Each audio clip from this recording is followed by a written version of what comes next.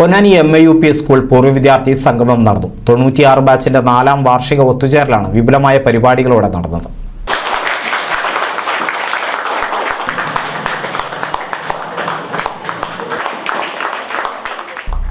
സ്കൂളിന്റെ പുരോഗതി ലക്ഷ്യമിട്ടാണ് 2022-ൽ കൂട്ടായ്മ രൂപീകരിച്ചത്.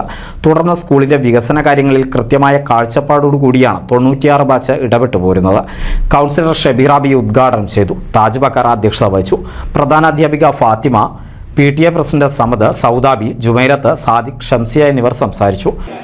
അതിനേക്കാളേറെ സാധാരണഗതിയിൽ A+ കിട്ടിയവർക്ക് മാത്രം സമ്മാനം കൊടുക്കുന്ന ഏറ്റവും മികച്ച കുട്ടികളെ മാത്രം മതി എന്ന് സമൂഹം തീരുമാനിച്ചിരിക്കുന്ന ഈ കാലഘട്ടത്തിൽ ജയിച്ച എല്ലാവർക്കും സമ്മാനം കൊടുക്കുക. നമ്മുടെ കുട്ടികളെ ചേർത്ത് പിടിക്കാൻ നമ്മളല്ലാതെ വേറെ ആരുണ്ട്? നമ്മളെ കുട്ടികൾ വളരെ സ്പാർക്കുള്ള കുട്ടികളാണ്. നമ്മളെ കുട്ടി പഠിക്കുന്നില്ല വെച്ചാൽ ആ കുട്ടിക്ക് പഠിക്കുന്ന കാര്യത്തിൽ മാത്രമായിരിക്കും മോശം ഉണ്ടാവുക. ഇപ്പൊ MIUP ഒരു അനുഭവം എടുത്ത് നോക്കുന്ന സമയത്ത് എൻ്റെ നാടക വേദിയിലൊക്കെ ഉണ്ടായിരുന്ന കുട്ടികൾ അവരൊക്കെ എഴുത്തും വായനൊക്കെ വളരെ ഇതായിരിക്കും, വള്ളിയും പുള്ളിയൊന്നും ഉണ്ടാവില്ല.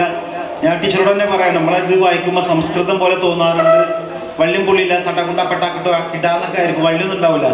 പക്ഷേ അവനൊക്കെ സബ് ജില്ലയിലും ജില്ലയിലൊക്കെ വന്നിട്ട് മുഴുനീള ഡയലോഗ് പറഞ്ഞിട്ട് മറ്റുള്ളവരുടെ മുന്നിൽ നിൽക്കുന്ന നിൽപ്പുണ്ടല്ലോ.